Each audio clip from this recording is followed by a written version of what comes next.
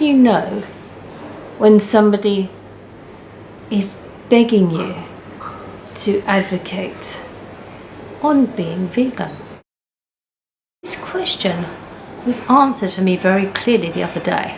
Coming back from a meeting on the bus, and a woman sat down next to me with her kid. She was a Westerner, and we were on the bus in Asia.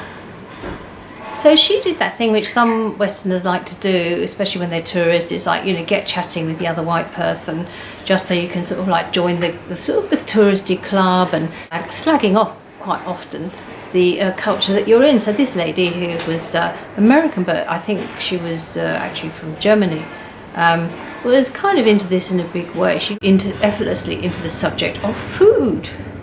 Oh, can't get any decent bread anywhere. I said, well, actually, I know a nice little baker just round the corner from me, and you get very nice organic bread. Oh, well, you can't get any cheese. So obviously, as a vegan, this is when you start to get the sort of vegan alert signal.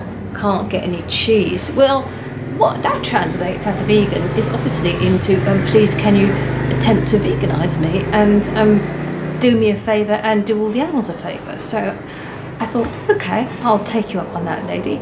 So I started explaining to her about, you know, the cheese, the milk, the hormones, the antibiotics, tra-la-la-la, the kid was there, but I assumed that the kid probably wouldn't understand what I was talking about. So I did mention artificial insemination, and, you know, I think the words pus and blood in the milk probably did cross my lips.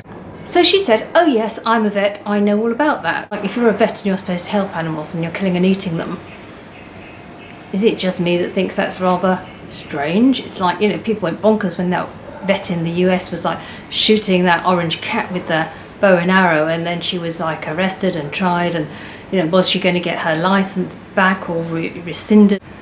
But if you're just a normal vet, killing and torturing animals by eating them and using them, well, that's all absolutely fine.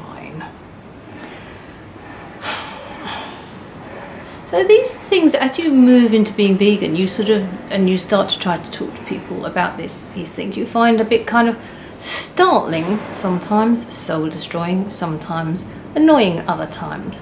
And then you just kind of like try and figure out different ways of advocating around these things. So I felt like I'd shared the experiences of being vegan and the necessity. I always like to try and touch on the sort of the climate change issues, the environmental issues. But again, the frosty freezing out of this woman's face implied that it was not an entirely good news story for her. And at one point she sort of like snapped at me. Oh, you use organic or something like that. And I said, well, yes, I do, as a matter of fact. But even before, she said, oh, but that means you are a real vegan, like that, like it was the worst thing possible. People's attitudes when you tell them this stuff, it's not like they're happy to know, they're happy to share. Such a neo-colonial attitude going on with basically Westerners here, white people, all feeling very special, all feeling like they must have their cheese, really open to the good news of the vegan story. However, that's our job, isn't it, guys? That's our job, who are out there veganising and spreading the good news. It's just basic, decent morality and ethics. Just think about it without your defensive cognitive dissonance thing going on, and you will understand that. Anyway, so another day, another dispatch from vegan land in Asia. There's a nice little bird singing. That makes it all worthwhile, doesn't it? I see some beautiful birds in the garden. If you like this, please like and share. Really appreciate it if you do. You take care, guys. From Asia to you.